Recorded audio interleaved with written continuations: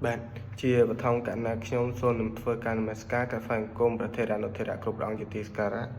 សូមគោរពជំរាបសួរលោកគ្រូសាស្ត្រាចារ្យនៅសុភ័ក្រជាទីគោរព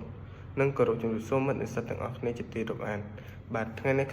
ផងដែរក្រុមកិច្ចការស្រាវជ្រាវរបស់យើងខ្ញុំពិតជាមានកិត្តិយសខ្លាំងណាស់ដែលបានឡើងមកធ្វើការបោះស្រាយប្រធានបទស្ដីពីញាតិមួយនេះហើយចំពោះក្រុមកិច្ចការស្រាវជ្រាវរបស់យើងខ្ញុំផងដែរមានសមាជិកចំនួន4រូបពោលគឺខ្ញុំបាទឈ្មោះរេធីរីញឿនសមុទ្រហងសុហេងនិងអេងភិរុនហើយចំពោះទំហំនៃកិច្ចការស្រាវជ្រាវរបស់យើងខ្ញុំផងដែរគឺត្រូវបានចែកចែងជា4ជំពូកនិង208មេត្រាពោលគឺជំពូកទី1និយាយពីសញ្ញាទូទៅនៃញាតិជំពូកទី2និយាយពីរបបគតិយុត្តនៃការបង្កើតញាតិជំពូកទី3និយាយពីរបបគតិយុត្តនៃការផ្ដាច់ទំនាក់ទំនងនៃញាតិហើយជំពូកទី4និយាយពីរបបកំហើញហើយចំពោះមាត្រាគឺយើងធ្វើការស្រាវជ្រាវពីមាត្រា938រហូតដល់មាត្រា1144នៅក្នុងក្រមរដ្ឋបាលនេះឆ្នាំ2007បាទបើសិនជាអ្នកទាំងអស់គ្នាចង់ដឹងថាខ្លឹមសារនៃការស្រាវជ្រាវរបស់ក្រុមកិច្ចការស្រាវជ្រាវរបស់យើងខ្ញុំនេះផងដែរមានអត្ថន័យយ៉ាងណានោះសូមអ្នកទាំងអស់គ្នាធ្វើការតាមដាននិងការបោះស្រាយរបស់ក្រុមយើងខ្ញុំទាំងអស់គ្នាបាទសេចក្តីផ្ដាំប្រទេសកម្ពុជាគឺជាប្រទេសមួយដ៏ចំណាស់នៅក្នុងទ្វីបអាស៊ីហើយជាប្រទេសមួយដែលសម្បូរទៅដោយវប្បធម៌អរិយធម៌ដ៏ល្អចក្ខុនិងសម្បូរបែបដែលមានអាយុកាយដ៏យូរលង់ណាស់មកហើយប្រទេសយើងក៏មានទំនៀមទម្លាប់ប្រពៃណីដែលអនុវត្តពីមួយជំនាន់ទៅមួយជំនាន់នៅក្នុងសង្គមខ្មែរផងដែរគឺទំនៀមទម្លាប់នោះគឺការរាប់អានសាច់ញាតិហើយវាក៏ជារឿងមួយដ៏សំខាន់សម្រាប់ជីវភាពរស់នៅប្រចាំថ្ងៃមិនថាទាំងសម័យមុនក៏សម័យបច្ចុប្បន្ននោះទេហើយការប្រកាន់ខ្ជាប់នៅការរាប់អាននិងការរក្សាញាតិនេះផងដែរឲ្យចុះស្រឡាយគ្នានេះថារាប់អានតែញាតិដែលចុះខ្សែស្រឡាយប៉ុណ្ណោះថាសាច់សោលរហ័សជាមួយគ្នាមួយវិញទៀតការដែលដឹងពីប្រភពនៃញាតិនេះផងដែរគឺអាចកំណត់អត្តសញ្ញាណនៃគ្រួសារនីមួយៗដែលដឹងថាមានប្រភពមកពីណាមានប្រវត្តិបែបណាប៉ុន្តែហើយយើងងាយស្រួលការរាប់អានឬជៀសវាងការរាប់អានបាទជំពូកទី1សញ្ញាណទូទៅនៃញាតិអត្តន័យនៃញាតិបាទចំពោះអត្តន័យនៃញាតិផងនេះផងដែរគឺខ្ញុំបានធ្វើការបែងចែកអត្តន័យនេះជា2ពោលគឺទី1អត្តន័យក្នុងន័យអក្សរសាស្ត្រនិងទី2អត្តន័យក្នុងន័យកំណត់នៃច្បាប់ចំពោះអត្តន័យក្នុងន័យអក្សរសាស្ត្រញាតិគឺជាអ្នកដែលមានរោងខ្សែរហ័សជាមួយគ្នាទាំងខាងម្ដាយឬខាងឪពុកដែលថាញាតិ7សន្តានឬញាតិ7ជួរនោះតាមន័យក្នុងគម្ពីរពុទ្ធសាសនាលោកឲ្យរាប់ថ្នាក់លើ3ជាន់គឺថ្នាក់មេដាបេដា1ថ្នាក់ជីដូនជីតា1និងថ្នាក់តាទូតអ៊ីទូត1ហើយខាងក្រោម3ជាន់ទៀតគឺថ្នាក់កូថ្នាក់ចៅនិងចៅទូតហើយនឹងថែមនឹងយើងមួយថ្នាក់ទៀតគឺបូកបានជា7ថ្នាក់ឬ7ជាន់ហ្នឹងឯងបើតាមការកំណត់នៃច្បាប់បើយើងយោងតាមសន្តានុក្រមរដ្ឋបាលនីផងដែរយើងអាចកំណត់នៃញាតិនេះផងដែរគឺអ្នកដែលកាត់ចេញពីកោត្រៈតែមួយហៅថាញាតិដែលញាតិនឹងមានពីរពួកគឺញាតិមានញាតិជួរខ្សែផ្ទាល់និងសាខាញាតិដែលញាតិជួរខ្សែផ្ទាល់នោះគឺកាត់ចេញពីមួយទៅមួយឧទាហរណ៍ពីឪពុកទៅកូនហ្នឹងទៅយើងហៅថាញាតិខ្សែផ្ទាល់ហើយចំពោះ 1.1.2 និយាយពីប្រភេទនៃញាតិបើតាមក្រមរដ្ឋប្រវេណីផងដែរយើងបែងចែកញាតិហ្នឹងជា3ប្រភេទពោលគឺទី1ញាតិរហ័សខ្សែផ្ទាល់ទី2សាខាញាតិនិងទី3ញាតិពន្ធក៏ដោយឡែកបើយើងកលេចទៅមើលដែលសង្គមជាក់ស្ដែងផងដែរយើងឃើញថាវានៅខ្វះមួយទៀតដែលគេហៅថានឹងជាញាតិធម៌នឹងញាតិធម៌ហ្នឹងវាអត់មានកំណត់ក្នុងច្បាប់ទេក៏ប៉ុន្តែខ្ញុំលើកមកធ្វើការបកស្រាយនេះដើម្បីបញ្ជ្រាបទៅបន្ថែមថាញាតិគឺគេរាប់តែ3ប្រភេទក៏ប៉ុន្តែដល់ឡែកយើងមាន14ប្រភេទក៏ប៉ុន្តែប្រភេទទី4នោះมันមានការកំណត់នៃច្បាប់នៅក្រមរដ្ឋបាលនីណាមួយដើម្បីលើកមកធ្វើការបកស្រាយទេក៏ញាតិខ្សែរហ័សផ្ទាល់គឺជាញាតិដែលមានឈាមជ័រជាមួយគ្នាហើយការតគ្នាពីមួយទៅមួយតាមឪពុកម្ដាយកូនចៅឧបន័យថាញាតិខ្សែផ្ទាល់នោះថាការចេញពីឪពុកទៅកូនទៅចៅចឹងទៅអត់មានធ្វើការបែកចែងវាថាបែកចេញជាបងប្អូនអីផ្សេងទៀតទេអញ្ចឹងបានន័យថាខ្សែផ្ទាល់តែម្ដងខនិយាយពីសាខាញាតិដែលកើតចេញពីមេធាងដែលបង្កើតរួមជាដូចជាបងប្អូនបង្កើតមីមីក្មួយបងប្អូនជីដូនមួយនេះបើតាមសត្យានុក្រមរដ្ឋបាលនីនឹងបានន័យថាសាខាញាតិហ្នឹងបានន័យថាញាតិដែលបែកខ្ញែចេញពីគ្នាឧទាហរណ៍បងប្អូនជីដូនអីចឹងទៅបានន័យថាការចេញពី តាយាយជាមួយគ្នាបង្កើតចេញមកពីឪពុកនេះកើតមកបានជា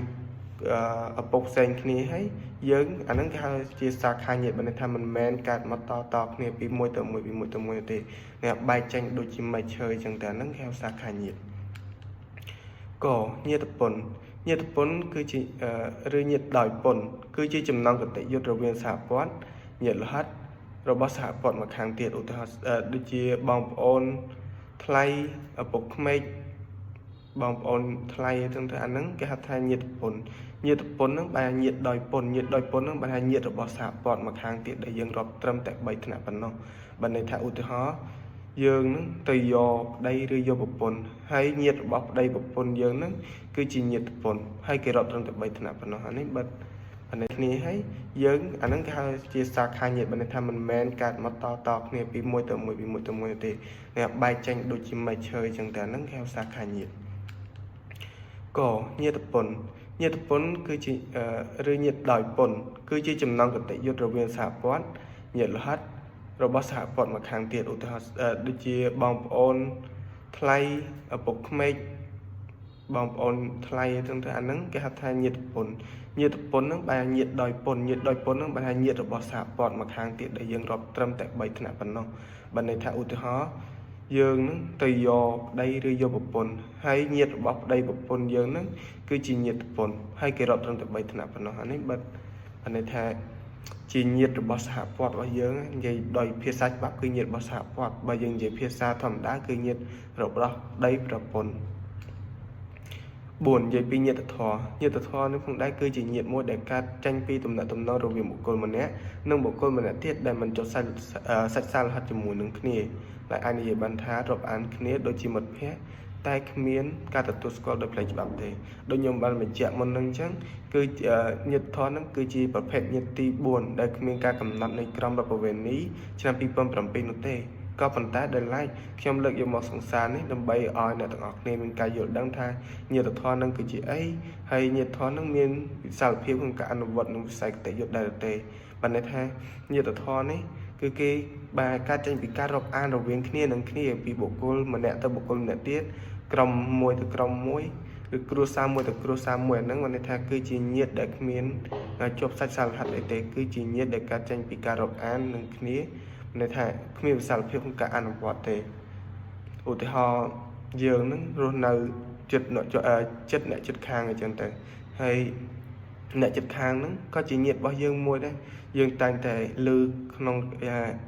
ភាសាប្រចាំថ្ងៃអូញាតិមិត្តរបងញាតិចិត្តក្បែរខាងអញ្ចឹងទៅបាទចំពោះញាតិធម៌ហ្នឹងសូមធ្វើការបកស្រាយតែប៉ុណ្ណេះហើយ1 2របបគតិយុត្តនៃញាតិ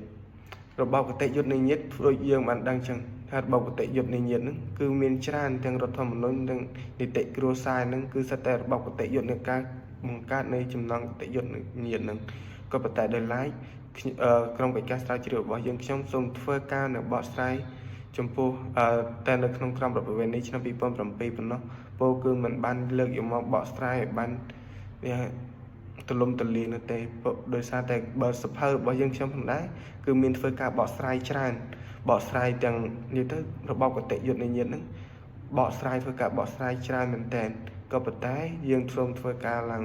លើកយកមកបកស្រាយត្រឹមតែក្រមរដ្ឋប្រវេណីឆ្នាំ2007ក្រមរដ្ឋប្រវេណីឆ្នាំ2007បង្កើតឡើងជាគោលការណ៍ទូទៅចំនួន2ដែលបានបញ្ញត្តិនៅក្នុងក្រមនេះរួមមានទំនាក់ទំនងទ្រព្យសម្បត្តិនិងទំនាក់ទំនងញាតិបើន័យថាក្រមរដ្ឋប្រវេណីឆ្នាំ2007នេះគឺគេកំណត់បញ្ញត្តិយ៉ាងជាក់ច្បាស់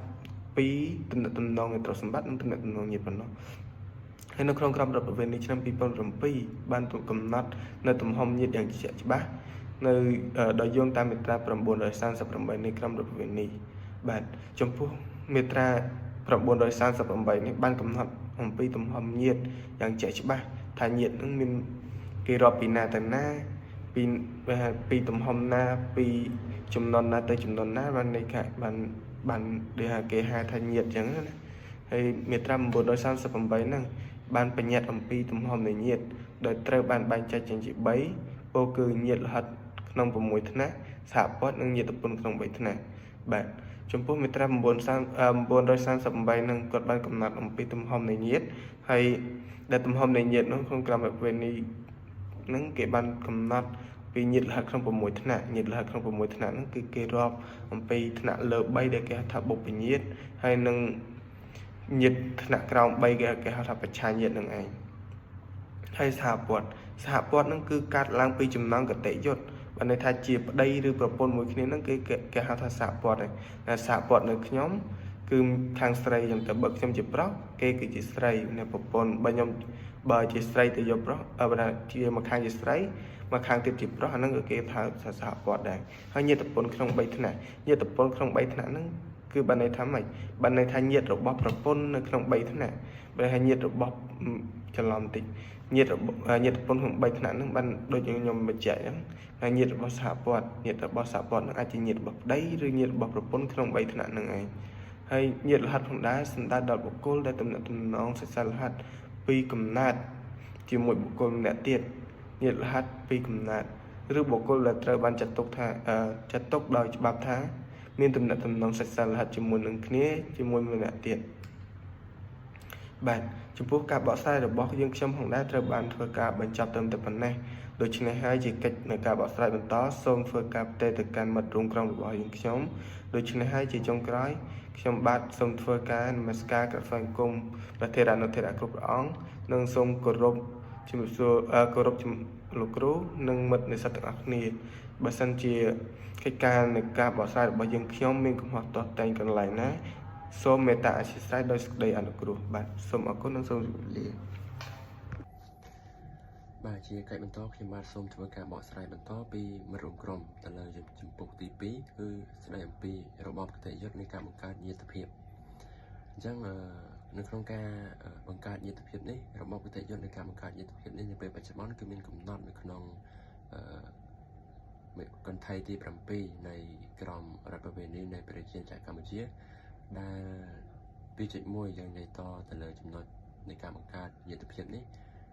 2.1 គឺយើងនិយាយអំពីខ្សែលោហិតនេះគឺជាញាតិដែលកើតឡើងដោយសារតែការជាប់ឈាមជ័រជាមួយគ្នាដែលកើតចេញពីរណបពូជរួមលោហិតជាមួយគ្នាតពីមួយលំដាប់ទៅមួយលំដាប់ឬក៏តពីមួយចំនួនទៅមួយចំនួនទៀតបាទអញ្ចឹងហើយនេះហើយគឺជាខ្សែលោហិតបាទហើយចំណុច 2.2 បាទ 2.2 គឺនិយាយអំពីសហព័ន្ធអញ្ចឹងយើងដឹងហើយថានៅពេលដែលយើងបានរៀបអាពាហ៍ពិពាហ៍ហើយយើងនឹងមានប្រពន្ធឬក៏មានប្តីអញ្ចឹងសហព័ន្ធនៅកន្លែងនេះគឺសំដៅទៅលើប្រពន្ធឬក៏ប្តីបាទអញ្ចឹងសហព័ន្ធគឺជានរណាគឺប្រពន្ធឬក៏ប្តីនឹងឯងហើយសហព័ន្ធនេះគឺជាញាតិរបស់សហព័ន្ធម្ខាងទៀតដែលយើងថាបរិសុទ្ធគឺញាតិខាងប្រពន្ធបើជាស្ត្រីគឺញាតិខាងប្តីបាទហើយចំពោះសហព័ន្ធនេះគឺកើតឡើងតាមរយៈអីគឺការរៀបអាពាហ៍ពិពាហ៍មានន័យថានៅពេលដែលបុគ្គលពីរនាក់បរិសុទ្ធនិងស្ត្រីហ្នឹងបរិសុទ្ធនិងនារីឬក៏បរិសុទ្ធស្ត្រីបានរៀបអាពាហ៍ពិពាហ៍ជាមួយគ្នាបង្កើតបានទៅជាសហព័ន្ធដែលសហព័ន្ធនេះគឺយើងហៅថាជាញាតិលោហិតផងដែរឬក៏យើងហៅថាជាញាតិសាច់ញាតិរបស់យើងបាទហើយចំណុចទី 2.3 បាទ 2.3 គឺនិយាយអំពីញាតិពន្ធគឺជាតំណែងតំណងញាតិមួយបែបដែលកើតឡើងដោយសារចំណងនៃអាពាហ៍ពិពាហ៍ជាយើងជាមួយនឹងសហព័ន្ធម្ខាងទៀតហើយបុគ្គលដែលជាញាតិពន្ធនេះគឺបានបែងចែកជា3ថ្នាក់ផងដែរដែលថ្នាក់ទី1គឺឪពុកម្ដាយក្មេកថ្នាក់ទី2គឺអ៊ំពូមីងនិងក្មួយហើយនិងថ្នាក់ទី3គឺបងថ្លៃប្អូនថ្លៃដោយតែខ្ញុំបានលើកឡើងខាងលើអញ្ចឹងគឺនៅពេលដែលយើងបានរៀបអាពាហ៍ពិពាហ៍ជាមួយគ្នាហើយអញ្ចឹងបង្កើតបានទៅជាសហព័ន្ធនៅពេលដែលបង្កើតបានទៅជាសហព័ន្ធហើយអញ្ចឹងភាគីដែលម្ខាងទៀតដែលជាសាច់ញាតិខាងបាទសម្រាប់សាច់ញាតិខាងប្រពន្ធឬក៏ខាងប្តីហ្នឹងគឺជាញាតិរបស់យើងដែរដែលពីមុនគឺជាអ្នកដទៃសិក្សាទេប៉ុន្តែបន្ទាប់ពីបានរៀបអាពាហ៍ពិពាហ៍ជាមួយគ្នាហើយបុគ្គលហ្នឹងគឺคล้ายទៅជាញាតិលោហិតរបស់យើងបាទអញ្ចឹងញាតិពន្ធនេះគឺយើងដូចខ្ញុំបានលើកឡើងហើយថាមិញគឺមាន3គឺមានញាតិ ខាងភាគីម្ខាងទៀតហ្នឹងគឺយើងបាននិយាយថាមាន3គឺទី1ឪពុកម្ដាយក្មេកទី2អ៊ំពូមីងនិងក្មួយទី3គឺបងថ្លៃប្អូនថ្លៃបាទអញ្ចឹងអ្នកទាំងហ្នឹងគឺជាញាតិរបស់យើងដែរបាទហើយទីចំណុច 2.4 គឺនិយាយអំពីញាតិតាមរយៈការស្មុំកូនឬក៏ការបង្កើតនៅការស្មុំកូនអញ្ចឹងចំណុចនេះគឺបែងចែកចេញជា2ដែរគឺតកតងទៅនឹងការស្មុំកូននេះគឺយើងបែងចែកចេញជា2គឺការស្មុំកូនធម្មតានិងការស្មុំកូនពេញលេញហើយចំណែកការស្មុំកូនធម្មតាការស្មុំកូនធម្មតាគឺសំដៅទៅដល់ការស្មុំកូនដែលកូននោះអាចជាអនិច្ចជននិងអាចជានិច្ចជនហើយការស្មុំកូននេះគឺมันអាចมันបានកាត់ផ្ដាច់ទំនាក់ទំនងរវាងឪពុកម្ដាយបង្កើតជាមួយនឹងកូនដែលស្មុំដែលស្ថិតនៅក្នុងការគ្រប់គ្រងរបស់ឪពុកម្ដាយចិញ្ចឹមឯងអញ្ចឹងតកតងទៅនឹងការស្មុំកូនធម្មតានេះគឺកូនដែលស្មុំនៅតែមានទំនាក់ទំនងជាមួយនឹងឪពុកម្ដាយចិញ្ចឹមបានជាធម្មតាបាទហើយនៅក្នុងចំណុចនៃការស្មុំកូនធម្មតានេះអញ្ចឹងកូនឪពុកម្ដាយចិញ្ចឹមដែលជាអ្នកស្មុំកូនហ្នឹងយើងនិយាយឲ្យស្រួលថាជាអ្នកសុំកូនពីភាគីឪពុកម្ដាយបង្កើតហ្នឹងត្រូវតែមានអាយុយ៉ាងច្រើនយ៉ាងតិច25ឆ្នាំឡើងទៅអញ្ចឹងដើម្បីឲ្យកូននោះហើយកូនដែលត្រូវជាស្មុំអាចជានិច្ចជននិងអាចជាអនិច្ចជនបាទចំណុចទី2គឺការស្មុំកូនពេញលេញបាទការស្មុំកូនពេញលេញនេះគឺជាសំដៅគឺសំដៅទៅដល់ការស្មុំអនិច្ចជនដែលមានអាយុក្រោម8ឆ្នាំមកធ្វើជាកូនសុំហើយបើមានការបង្កើតទំនាក់ទំនងរវាងឪពុកម្ដាយចិញ្ចឹមនិងឪពុកម្ដាយបង្កើតហើយនឹងបញ្ចប់ញាតិភាពនៃរហូតរួមទាំងសិទ្ធិនិងកាតព្វកិច្ចរវាងកុមារនិងឪពុកម្ដាយឬក៏អាណាព្យាបាលកន្លែងនេះគឺមានន័យថាការស្មុំកូនពេញលេញនេះគឺទំនាក់ទំនងរវាងឪពុកម្ដាយបង្កើតនិងឪពុកម្ដាយចិញ្ចឹមអញ្ចឹងកូនដែលស្មុំគឺត្រូវបានកាត់ផ្ដាច់ទំនាក់ទំនងជាមួយនឹងឪពុកម្ដាយបង្កើតហើយមិនឲ្យមានទំនាក់ទំនងគ្នាទេដើម្បីឲ្យកូនហ្នឹងបាននៅក្នុងរស់នៅក្នុងជាមួយនឹងឪពុកម្ដាយចិញ្ចឹមបាទហើយការស្មុំកូនពេញលេញនេះក៏ដូចជាការស្មុំកូនធម្មតាដែរអ្នកដែលស្មុំកូនហ្នឹងគឺត្រូវតែមានអាយុចាប់ពី25ឆ្នាំឡើងទៅហើយកូនតើតើកូនស្មុំកូនពេញលេញនេះគឺស្មុំបានតែអនិច្ចជនទេដែលមានអាយុតិចជាង8ឆ្នាំហើយការដែលស្មុំកូននេះនៅពេលដែលអនិច្ចជននេះបានដល់នីតិភាពបានន័យថាមានអាយុដល់18ឆ្នាំអនិច្ចជននឹងអាចស្នើសុំទៅតុលាការដើម្បីសុំដឹងអំពីរឿងរ៉ាវឬក៏ប្រវត្តិរបស់ខ្លួនដែលការជាអនិច្ចជននៅពេលដែលបានន័យថានៅពេលដែលគាត់ធំនឹងក្តីគាត់អាចដឹងអំពីជីវប្រវត្តិរបស់គាត់បានបាទចាប់ពីអាយុ18ឆ្នាំឡើងទៅគាត់អាចសុំទៅតុលាការដើម្បីដឹងអំពីប្រវត្តិរបស់ខ្លួនបាទអញ្ចឹងបុគ្គលដែលបានរៀបរាប់ខាងលើម្ដងចំណុចនេះគឺជាការបង្កើតញាតិភាពមានន័យថាជាញាតិរបស់យើងដែលសរុបមកវិញគឺទី1គឺការបង្កើតដោយខ្សែលោហិតបាទទី2គឺញាតិពន្ធបាទហើយទី3គឺការស្មុំកូនធម្មតាបាទដែលយើងហៅថាជាការបង្កើតញាតិភាពដោយការស្មុំកូនដែលយើងបែងចែកចេញជា2គឺស្មុំកូនធម្មតានិងស្មុំកូនពេញលេញបាទហើយចំពោះការស្មុំកូនធម្មតាគឺមានចែកនៅក្នុងក្រមរដ្ឋប្បវេណីចាប់ពីមាត្រា1020ដល់មាត្រា1033ហើយចំណែកឯការស្មុំកូនពេញលេញវិញគឺចែកចាប់ពីមាត្រា1007ដល់1019បាទអញ្ចឹងការបកស្រាយទៅលើចំណុចរបស់ខ្ញុំបាទគឺបានឈានមកដល់ទីបញ្ចប់បាទជាកិច្ចបន្តសូមជូនភារកិច្ចនេះទៅមិត្តរួមក្រុមដើម្បីធ្វើការបកស្រាយជាបន្តទៀតបាទសូមអរគុណបាទជាបឋមខ្ញុំបាទអីវិរុនសូមគោរពក្រាបថ្វាយបង្គំព្រះថេរានុថេរៈគ្រប់ព្រះអង្គគោរពជំរាបសួរលោកគ្រូសាស្ត្រាចារ្យនុបសុភ័ក្រនិងសួស្តីមិត្តរួមថ្នាក់ជាទីមេត្រីថ្ងៃនេះដែរខ្ញុំឡើងមកបកស្រាយចំពុក3តពីមិត្តរួមក្រុមរបស់ខ្ញុំគឺនៅក្នុងចំណុចរបបគតិយុត្តនៃការផ្ដាច់ទំនាក់ទំនងញាតិ បើយោងតាមវចនានុក្រមរបស់សម្ដេចសង្ឃរាជជួនណាតបានដឹងថាការកាត់ការកូនគឺជាការបោះបង់លែងរាប់អានកូនតទៅទៀតព្រោះកូនមិនបានស្ដាប់ដំបូន្មានឪពុកម្ដាយជាដើមក៏ប៉ុន្តែបើយោងតាមក្រមរដ្ឋប្រវេណីនៃព្រះរាជាណាចក្រកម្ពុជាបានដឹងថាការកាត់ការកូនគឺជាការកាត់ផ្ដាច់ទំនាក់ទំនងញាតិរវាងកូននិងឪពុកម្ដាយដែលការផ្ដាច់កាតព្វកិច្ចឬករណីកិច្ចរវាងកូននិងឪពុកម្ដាយជាដើមចំពោះការកាត់ការកូននេះក្រមរដ្ឋប្រវេណីនៃព្រះរាជាណាចក្រកម្ពុជាបានបញ្ញត្តិថាតែពីរប្រភេទប៉ុណ្ណោះគឺការកាត់ការកូនស្មុំធម្មតានិងការកាត់ការកូនស្មុំពេញលេញចំពោះកូនបង្កើតក្រមរដ្ឋប្រវេណីមិនបានបញ្ញត្តិនោះទេហើយច្បាប់នៃព្រះរាជាណាចក្រកម្ពុជាមិនទទួលស្គាល់ការកាត់ការកូនបង្កើតផងដែរ 3.1 ចំពោះញាតិលោហិតនៅក្នុងសង្គមកម្ពុជាបច្ចុប្បន្នឪពុកម្ដាយបានសម្រេចចិត្តកាត់ការកូនខ្លួនឯងចោលដោយលើកយកមូលហេតុមួយចំនួនដូចជាកូននោះមិនស្ដាប់ដំបូន្មានឪពុកម្ដាយព្រាមប្រដៅមិនបានគ្រប់គ្រងមិនកើតឬក៏ឈានទៅប្រព្រឹត្តអំពើបទល្មើសផ្សេងៗដែលផ្ទុយនឹងច្បាប់រីឯមធ្យោបាយដែលឪពុកម្ដាយតែងតែធ្វើនោះគឺទៅធ្វើលិខិតលិលាអក្សរប្រាប់ទៅអាជ្ញាធរធរមានដែលមានសមត្ថកិច្ចជួយដឹងឮឬក៏ផ្សព្វផ្សាយជាលក្ខណៈទូទៅតាមបណ្ដាញសង្គមដូចជាផ្សាយនៅក្នុងប្រព័ន្ធ social media ឬក៏ផ្សព្វផ្សាយតាមកាសែតទស្សនាបដីលក្ខនឹងលក្ខ 3.2 ការកាត់ការកូនស្មុំកូនធម្មតា 3.2.1 មូលហេតុនៃការវិនិច្ឆ័យនៃការកាត់ការកូនធម្មតាការកាត់ការកូនគឺត្រូវប្រើលើគ្រប់ស្មុំកូនទាំងអស់ឲ្យតែអនុវត្តតាមច្បាប់ដែលបានបញ្ញត្តិជាធរមាន